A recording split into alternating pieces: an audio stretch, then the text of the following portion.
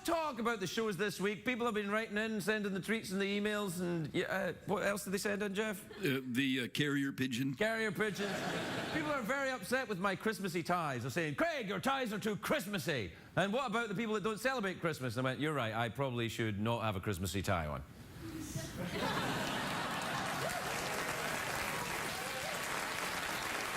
Now, here's the thing. This is why Santa is so useful, because Santa is your secular Christmas character. He's the holiday Santa. I mean, a lot of people, who could hate Santa?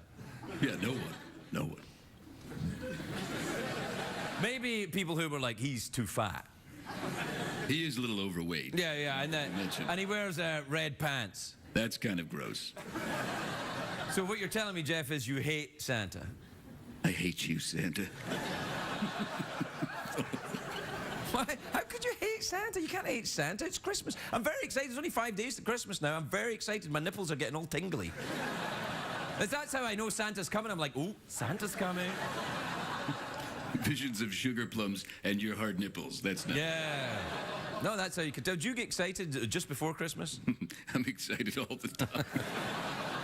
No, I'm looking forward to it. Yeah, I am too. I'm very excited about Christmas this year. I've got things going on.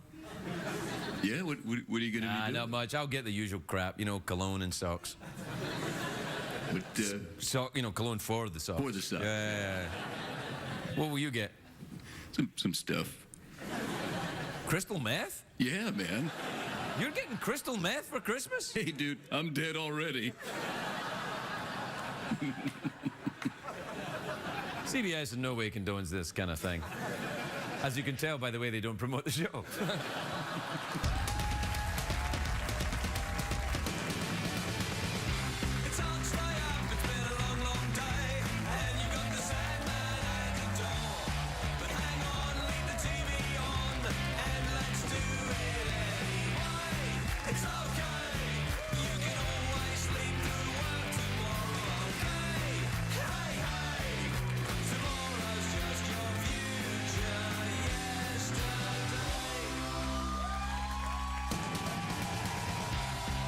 The Late Late Show with Craig Ferguson, sponsored. Ladies and gentlemen, Craig Ferguson.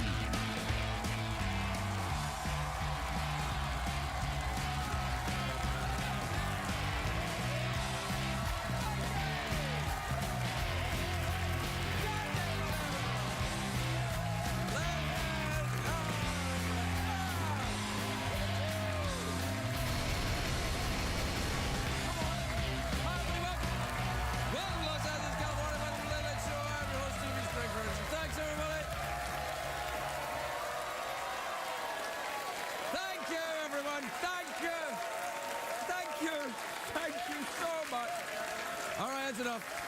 Thank you, everyone. Thank you. That was great. Wow, they just stopped. Yeah. I was like, thank you. I was like, oh, wow. I thought they were full of the Christmas spirit, but I suspect not, Jeff. No, they were terrified by the warm-up comedian. Yeah.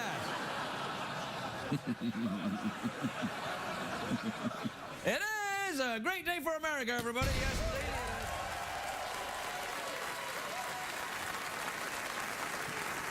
No, there's just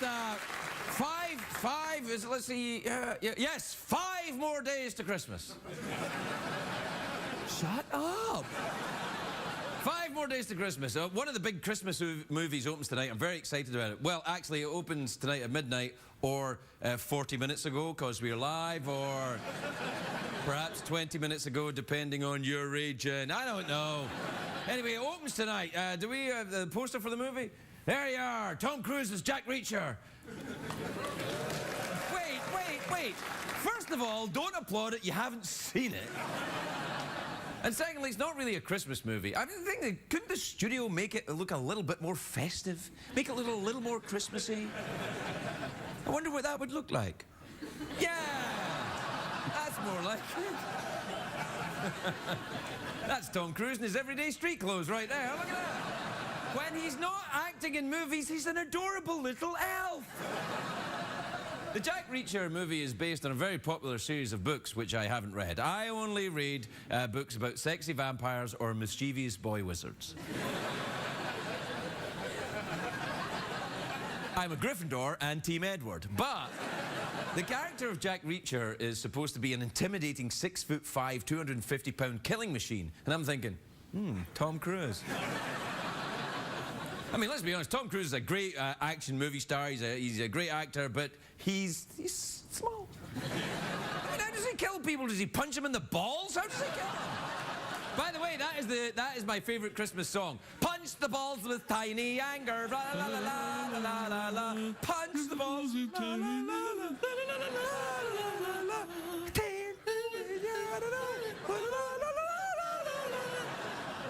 Start a fight with the park ranger.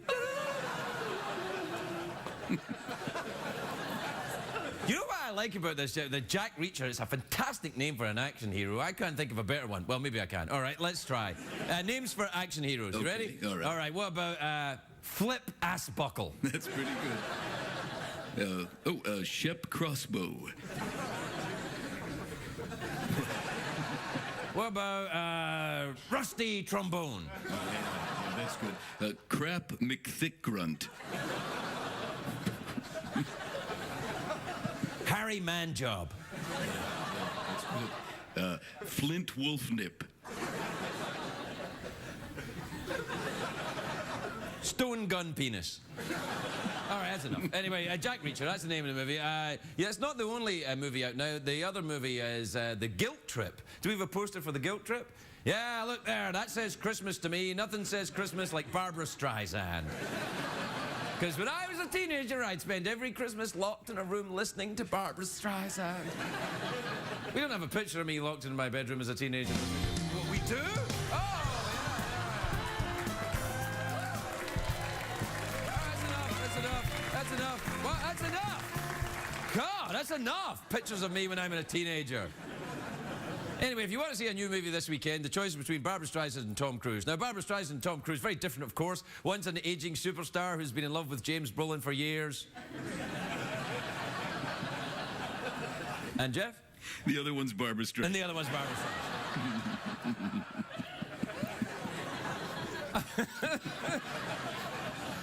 I'm sure the new movies are good. I'm upset about there's no real movies for Christmas. You know, like It's a Wonderful Life. You know, where Jimmy Stewart finds himself in a world where no one can see him. It's like nobody's aware of his existence. I know that feeling. It's a Wonderful Life is the one where an angel earns his wings because, remember, kids, an angel without wings is like a Kardashian without back hair. It's like Tom Selleck without a moustache. It's like 2.5 men without a cast member going crazy.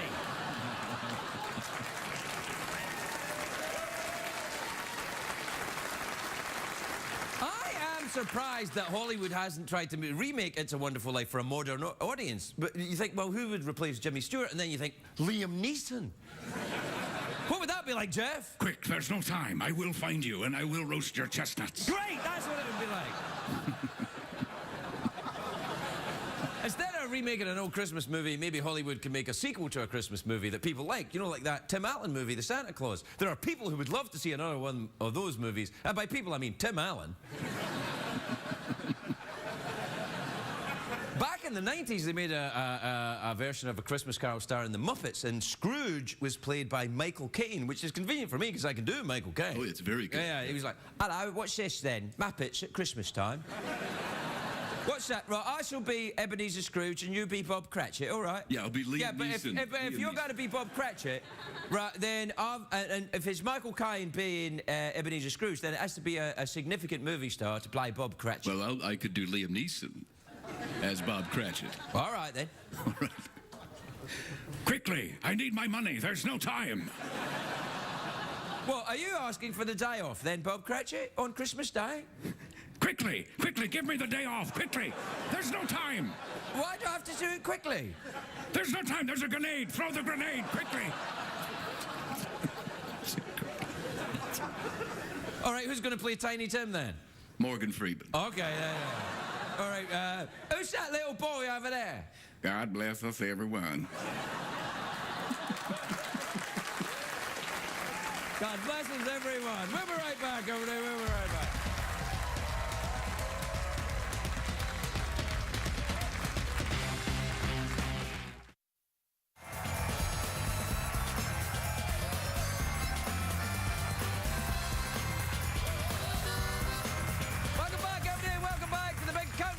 Christmas special. It's only 5 days less to Christmas, Jeff. 5 days less to Christmas. Only 5 days. That's Only right. 5 days for you to buy the thing that you want to buy.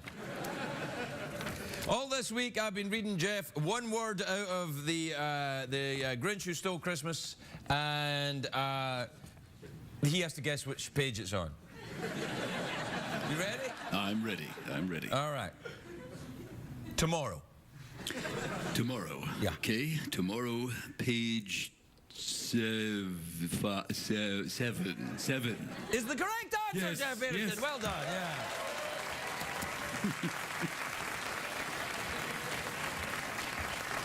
You know, I have to say that Secretariat in the Christmas garb looks a little more reindeery than... And when I say reindeery, I mean reindeery. Yeah. Oh, dear. Oh, hey, something's shaking over there.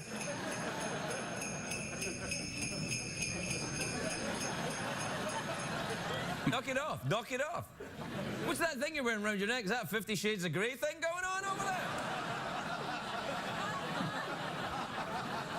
All right, what time is it, Jeffrey Pearson, apart from being 5 days to Christmas? Well, it's tweet mail time. Time to take advice from a man who thought Jack Reacher was something a giant did with his beanstalk.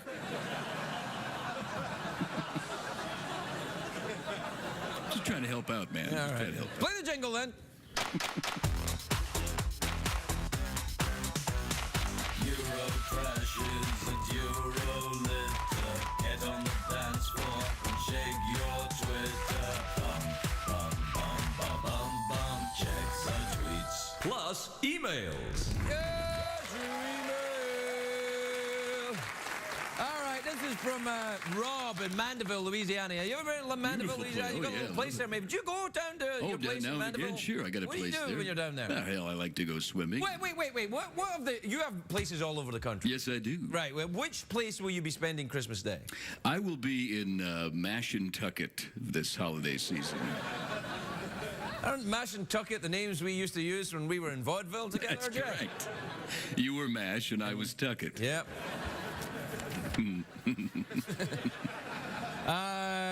Rob says, Dear Craig, Jeff, and Secretariat, who's that at the door?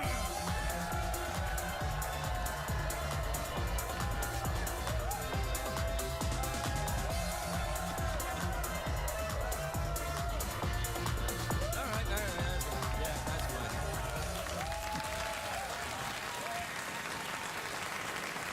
We haven't done that for a while. We haven't done that for a while. No, that's been a long time. No, it's been a while since we've done that. I enjoyed. Did you enjoy that? All right, dear Craig and Jeff and Secretariat, who's that? My wife wants to cook a non-traditional Christmas dinner. Oh, is there any way I can tell her I really want turkey and trimmings? Yeah, you look her in the eye and you say, I really want turkey and trimmings. What the hell is wrong with people? Why can't they talk to each other? Get a backbone, man. Oh, my wife wants to make a different type of... I don't know what to say. Tell her that. I can have a... What's wrong with you? They're like, oh, no, I don't know how to approach any kind of confrontation. What about grow a pair of testicles? How about that? What about say, woman, I work hard all year, and let me tell you something. I want some damn whatever you have for Christmas. I want that.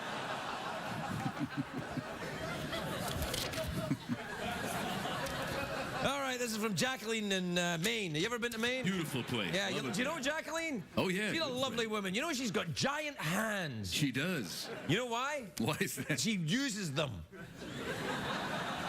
What is she doing there with her hand? What was that? Crushing fishing weights. Crushing fishing weights. Yes. Good woman. It's Good Maine. woman. It's Maine. She's a lobster fish. She's a longshoreman. Strong woman. Strong woman is what I'm saying.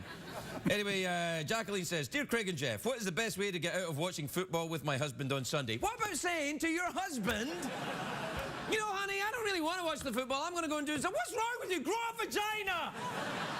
What's wrong with you?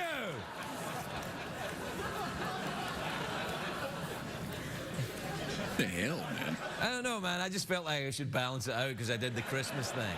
Grow a vagina. That sounds like an awesome new product. Oh, you can't do it in your garden or anything like that. Well, not during the winter, unless you're maybe in Florida. Sure, you can. Maybe that's one of the many advantages of living in Florida. In the wintertime, you could grow a vagina in your garden. Well, vaginas are coming up nicely this year. This is from Susan in Trenton, New Jersey. I don't know if you can tell, but Susan is some kind of tit. You see that? Yeah. Susan says, yo, Craig, right, I'm not doing it. I'm not, whenever you say yo, I'm not doing it. No. I'm 50 years old. I don't respond to yo. I know it's a Christmas bell, but I like to, like I'm an angry person in a hotel. Yeah, nothing makes people want to help you with that by doing this to them. Do that again. That's a good trick. Thank you. All right. You must have a very hard uvula to do that. Yeah. Yeah, that's not where that sounds good. All right, okay. This is from William in Detroit. Dear Craig and Jeff, I have been delaying my holiday shopping and I need some encouragement. Could Liam Neeson help? Yeah, on you go, do it. Quickly, buy some crap. There's no time. Quickly, quickly. This is from Kelly in Oklahoma City. Craig, your renditions of public domain Christmas carols are lovely. Please continue singing them through the holidays. All right, we'll do one for you. Hold on, what have we got? Free Christmas carols that doesn't cost CBS anything if we sing them. What about, O come, Emmanuel. Oh, that's a nice one. Maybe we should skip that one. Yeah, let's skip that one. What about I'm a Little Pine Tree again? Yeah. Yeah, that's always a favorite. Yeah. You ready? Yeah. You start. I'm a little pine tree, short and stout. That's I'm a Little Teapot, you stupid. Oh, sorry. Well, why don't you start then, jackass? All right. The Christmas I'm a Little Pine Tree is one of my favorites. I'll accompany you with music. Right, okay, you ready? Yeah. Go. A little pine tree standing in the forest when Santa and Jesus came on by. And a little donkey and some mice came by that day and said, it's Merry Christmas time today.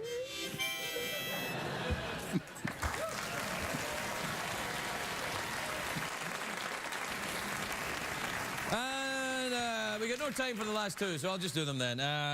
This is from Gavin in Pittsburgh. It says, Dear Craig and Jeff, do your kids know the truth about Santa Claus? This is from Sally Ann in Columbus, Georgia, who says, Dear Craig and Jeff, my brother-in-law is a real pain in the ass. Thanks for sharing. All right. We'll be right back after this, ladies and gentlemen.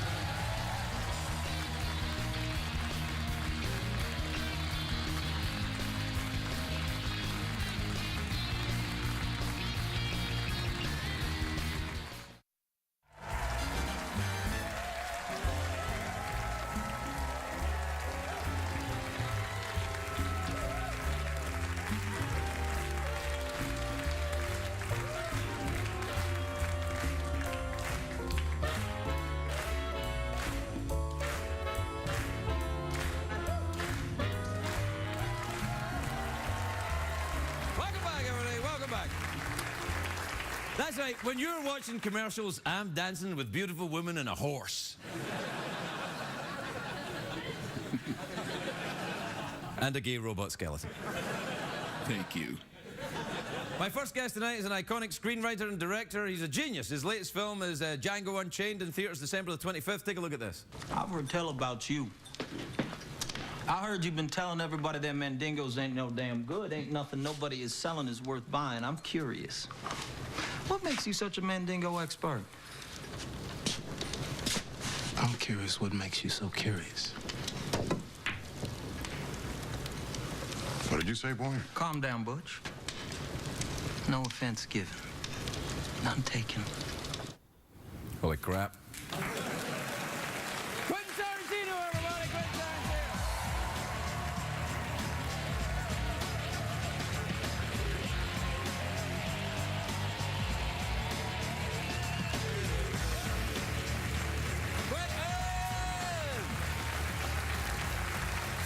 Quentin, you look good, man. You look like you've gone back to your video store chic. Yeah, I think so. Oh, you look good. I got it. Oh, LRG. It's a cool clothing line. Oh, is it really?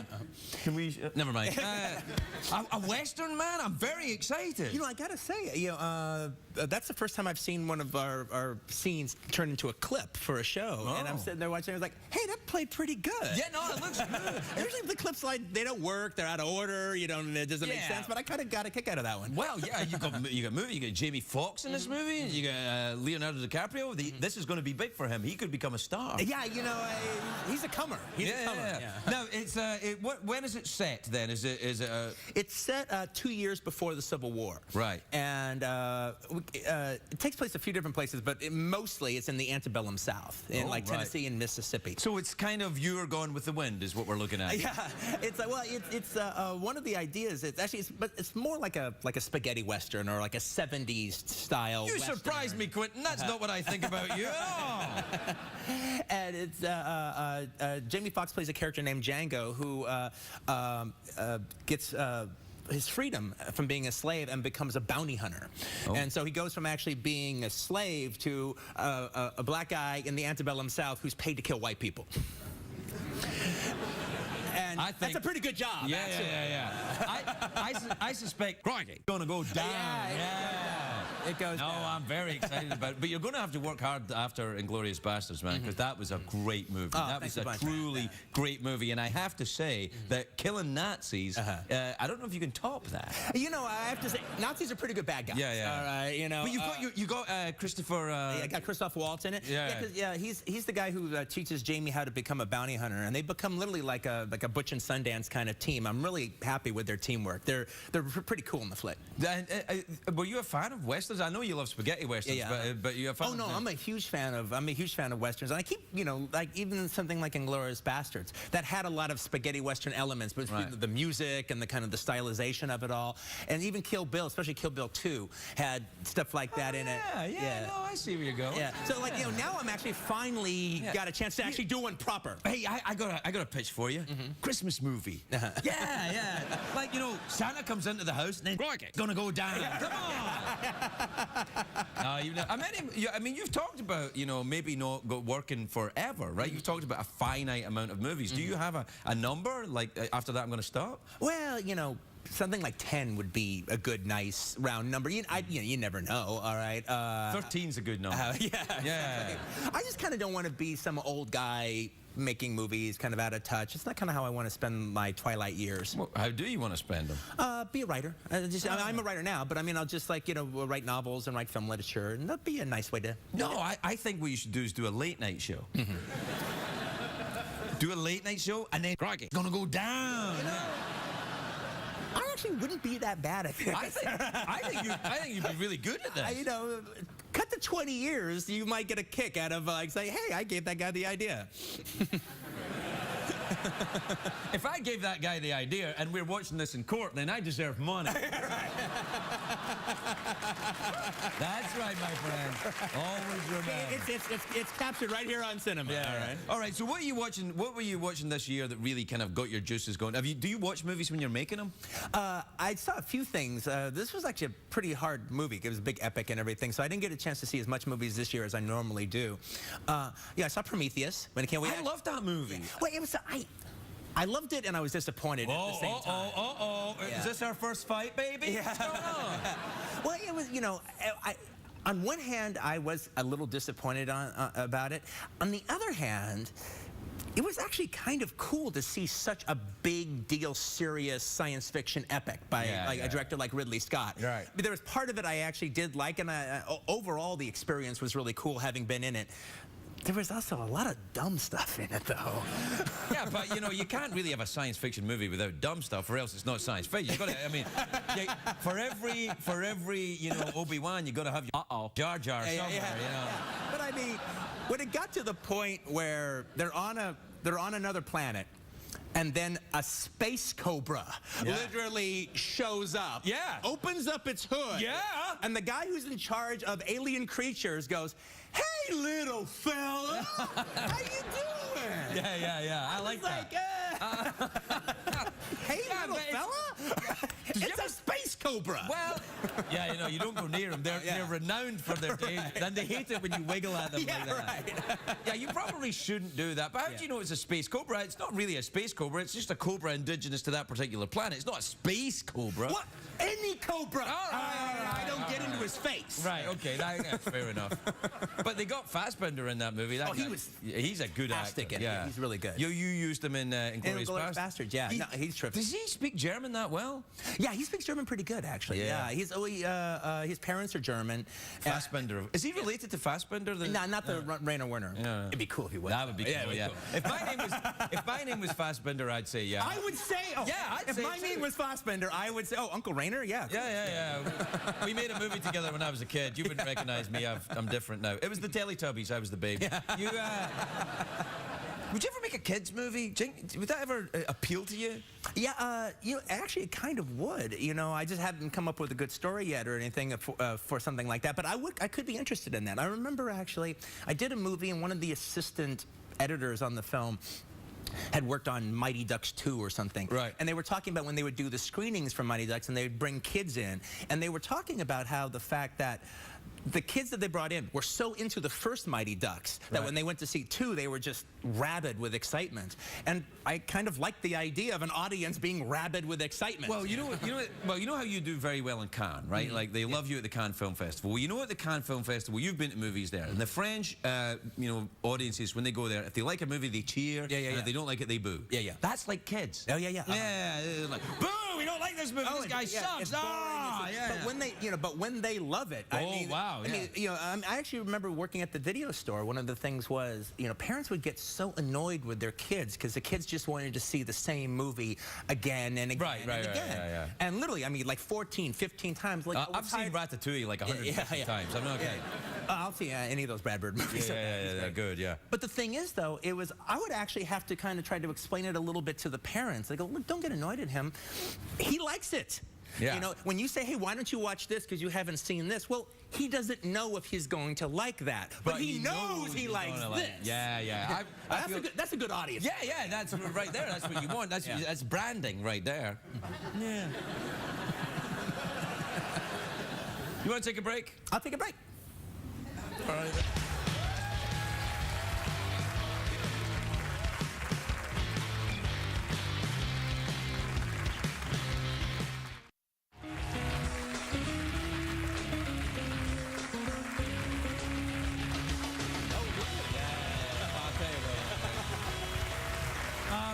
Welcome back, everybody. I'm here. We're back. Sorry. Yeah, we're back. Or we can keep talking about what we were talking about during the commercial break, which is about how you're going to do a kids movie. Yeah. No, I don't know. So, let's see. What else have we got? What came out this year that I think you might like? Actually, what I saw that I was actually pretty impressed with, and I watched it just a little bit ago, was that it wasn't a movie it played at the theaters, but it was done like a movie. Was that Hatfields and McCoys? 6-hour movie with Kevin Reynolds directed it with Kevin Costner. That was pretty impressive. Yeah, I know. Well, there's a lot of money in it. Would you ever do it? Well, you've done some TV, right? Yeah, I've done some TV. No, I would totally do something like that. Yeah. I actually think it would be really neat. I write these big, long scripts, and I usually have to cut the movies down to make it the right size length. Kill Bill is the one that I didn't cut anything out of because we were able to do two spread movies. out. Yeah, it's like Lord of the Rings, man. It just keeps coming at you. Well, I could, yeah, exactly. Like, and the third one's called Return of the King. I'm like, ooh la la! Spoiler alert! I could totally see myself, writing a cool novelistic-like story and not having the limitations of the 2.5-hour time limit. Well, that's really cool. that's how they used to do it. Like, let's see, Treasure Island was written as a serial. I think Great Expectations too. They would write them like, As Dickens, in particularly as Dickens would write, he would actually publish in chapter form before he was finished. It's in a magazine, I think. Like Sherlock Holmes in the Strand magazine as well. And Dickens, I think, got paid by the word. Well, one of the things, though, it's funny is I initially, for a while anyway, I was thinking about doing Inglourious Bastards that way, like a miniseries. Oh, really? And I was all kind of set. I kind of even figured out how to tell the story in about a 4 to 5 hour way. And I had even structure-wise had broken it up. So okay, this would end after this hour, and then this would, I kind of worked it all out. And I was I was just getting ready to start doing it. And I went out and had dinner with my friend Luc Besson, who did Le Femme de King. Right. Yeah. He's French, you know. Yeah. Okay. I'm sure you know what you're doing. And so I was telling him about my idea with him and his partner, and his producing partner, and the producing partner was getting really into the idea. Oh, that could be wonderful. But Luke was like, I don't know. And I go, what? And he goes, well, you're one of the few directors that I actually like to leave the house and go see your movies at the theaters. And now you're telling me I'm going to have to wait years to do that? I'm a little disappointed. And it's like, sons of bitches, man. They say something and... I'm outraged, let me tell you. Yeah. They say, somebody says something and you hear it and then you can't unhear it anymore. Yeah, I know. And I kept running around in my head, and I was like, well, let me try to turn this into a movie one more time. Yeah. You were a long time on that one, weren't you? That was like, do you ever give up? Do you ever start getting, you're going with a movie and I just can't. I give in. I can't do it. Well, I think the first time I started writing Inglourious Basterds, it was that way. All right, but the problem is with Inglourious Basterds, when I first started writing it, which was before Kill Bill. Right. It just was too big. I was writing a novel. I wasn't writing a script to be done, and I realized, and it was like almost the opposite of. Writer's block. I couldn't shut my mind off. I kept coming up with a new character or a new story wrinkle or something. And the next thing I know, I had this giant tomb.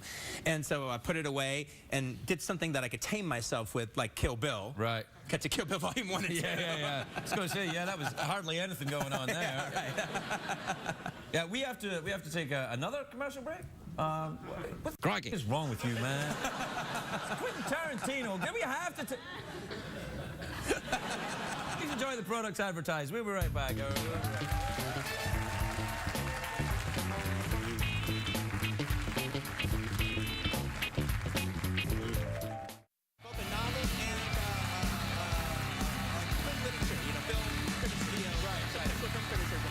was what I was doing before Django, and then all of a sudden I got the idea. Yeah, and then it takes you where it takes you. Welcome back, everybody. Welcome back.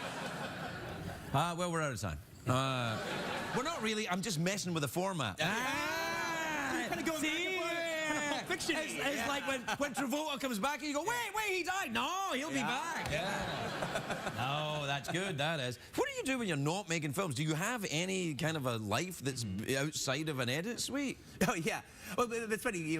Somebody asked me a question. You get asked a question like that right now at this process, and I literally have been making this movie for the last year, so yeah, I do. I don't remember what it is I did before I started making this movie. Well, you want to try some new stuff. What about some surfing? I am not a surfer guy. I'm not really much of a surfer, but knitting. Not really a needlepoint dude. Yeah, okay. Well, that's all I got. Surfing or knitting are my two things. Actually, one thing that I did after Kill Bill that was actually kind of cool, because that was such a big kind of part of my life, making that movie, and that was a real adventure. And I knew when it was over with and it was finally all in the rearview mirror, completely done with it, it was such an adventure in my life. I knew I had to have a little adventure to kind of officially put it in the past. Are we talking an affair here? No. Okay. An adventure. All right, yeah. An adventure in the French way? Yeah. And then so what happened was I was watching Animal Planet or something, and I saw that they have these horseback riding safaris. Hey! Really? Yeah. You learned to ride a horse? Yeah. Oh, you can ride a horse? Well, I'd ridden horses before, but it was just the follow the leader stuff that you do when you go on a trail. So I actually, literally the month, you got to, if you're riding the African game, you got to be able to get out of Dodge quickly. Yeah. Or they have a Dodge in Africa? Unga bunga or whatever. No, let's stay with Dodge. All right. But the thing about it was, I started taking horseback riding lessons 3 times a week for the whole month leading up to going to Africa. And actually, the adventure began then. It was really cool to actually really learn how to do something that you didn't really know how to do before. And I called Daryl Hannah up, because I just done Kill Bill, and she's almost part horse, all right? She's just really knows... She knows a lot about horses. Yeah. So I called her up to ask her, like, you know, if I need to learn to ride a horse really well, could you point me in a certain direction? And so she did, and I learned to ride pretty darn good. That's good. Yeah. So you're going to go horse riding now then? Now you've finished Django? Well, you know, it's funny though because I learned to ride really good. I was always out in front with the safari. We herded wildebeest. We herded zebras. We got chased by elephants. Really? Yeah. It was really cool. But now, okay. Well, it's kind of why you go to something like that. You want some adventure. You Well, I want to see elephants. I don't know if I necessarily want to be chased by them. Yeah, but when they chase you and they don't kill you, it's actually kind of cool. Well, how do you know? They're like, it's all right, we're just pretending. Well, it usually is a situation. One of the reasons that why a horseback riding safari is, say, different from a jeep safari is the fact that the game in Africa doesn't have really good eyesight. So if you're on a horse and they're not downwind of you and you don't talk, then you just look like a weird-looking zebra. Oh. And the horse is doing the thing like chewing on grass. It's doing the thing that game does. Right. Like so pooping. Yeah. Okay. Yeah. Exactly. Yeah. Exactly. Okay. So say you're an elephant right here. Right. And then we're a few of us here on horses, and then we just kind of slowly move towards you a little bit. Mm-hmm. And yeah, he sees it and what's going on. He's not necessarily scared of zebras, but you know, you get really close to them. But then at a certain point, the elephant's like, get out of here! Yeah, I see where you're going. This is my tree. Get out. Yeah.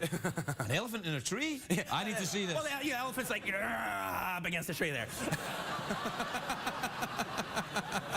Man, you just lap danced the out of that chair. Well, we're out of time. You want a piece of fruit or something? Yes, please. What do you got? Let's see. I got a coconut. I want a coconut. All right, you want to open it or keep it for later? Can keep it for later. All right, then. Quentin Tarantino, everybody.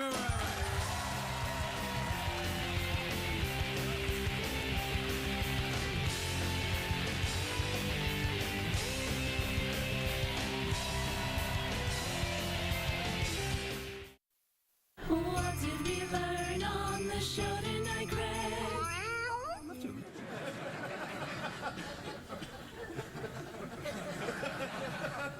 What did we learn? We learned to stay the hell away from space cobras. It's one of the more dangerous animals you can meet on another planet.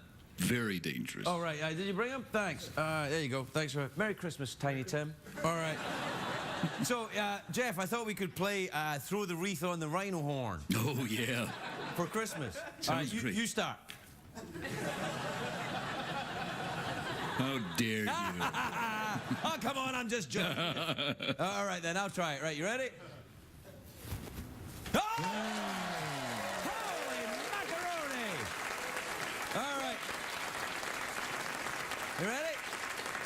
We'll see if this one works, right? If this one works, then you have to, it's a truth or dare. All right.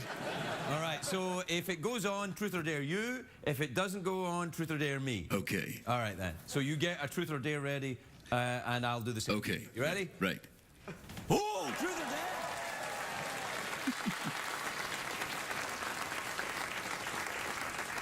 dare? Truth or dare, Jeff? Okay. Choose one. Truth or dare? Truth. All right. Jeffrey Peterson. Is it true? I can hear it. I can hear it funny. What are you doing? Get off. You're not on this. And by the way, you don't get a day off on Christmas neither. No day off on Christmas for you. He's overacting him, and you see him overacting there. All right, truth. Jeffrey Peterson, is it true that you enjoy the work of Kathy Lee Gifford? It's true. And so do I. Merry Christmas, Kathy Lee Gifford. Good night, everybody.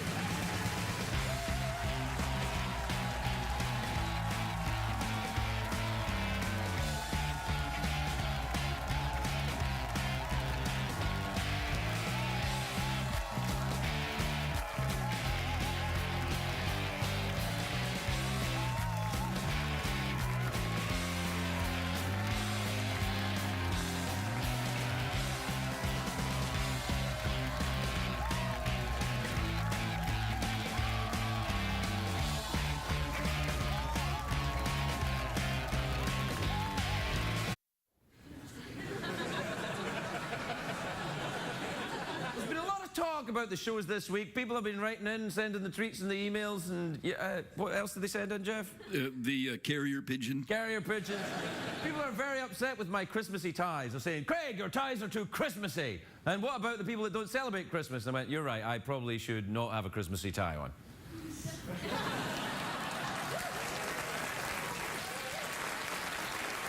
Now, here's the thing. This is why Santa is so useful, because Santa is your secular Christmas character. He's the holiday Santa. I mean, a lot of people, who could hate Santa? Yeah, no one. No one. Maybe people who were like, he's too fat. He is a little overweight. Yeah, and he wears red pants. That's kind of gross. So what you're telling me, Jeff, is you hate Santa?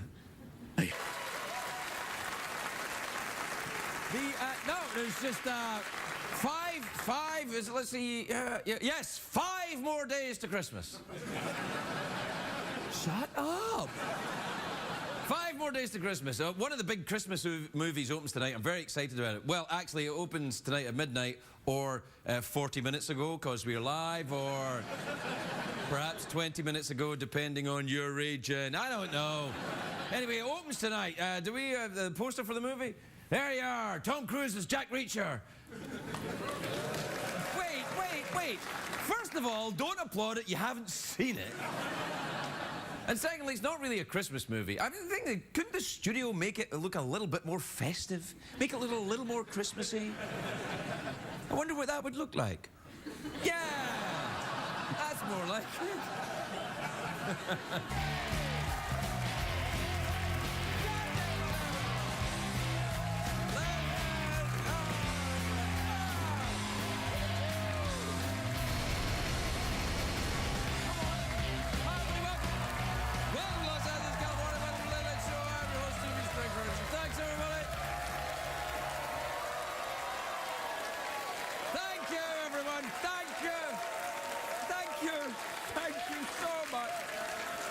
Enough. Thank you, everyone. Thank you. That was great. Wow, they just stopped. Yeah. I was like, thank you. I was like, oh, wow. I thought they were full of the Christmas spirit, but I suspect not, Jeff. No, they were terrified by the warm-up comedian. Yeah.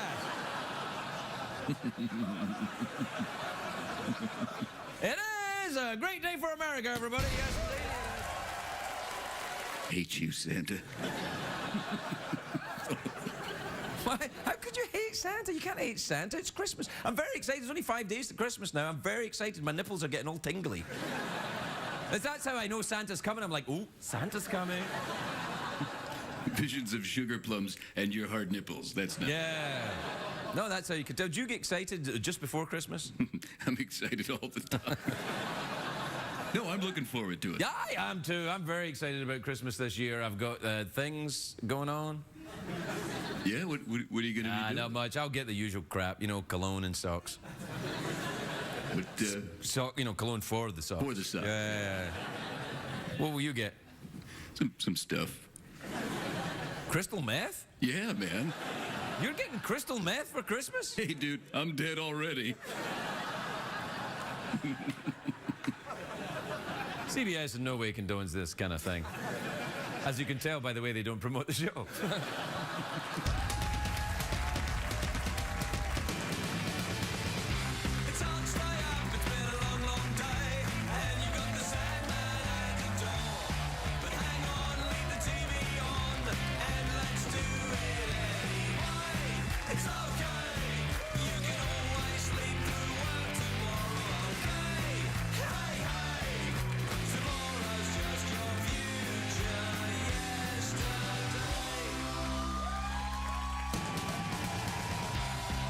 The Late Late Show with Craig Ferguson, sponsored. Ladies and gentlemen, Craig Ferguson.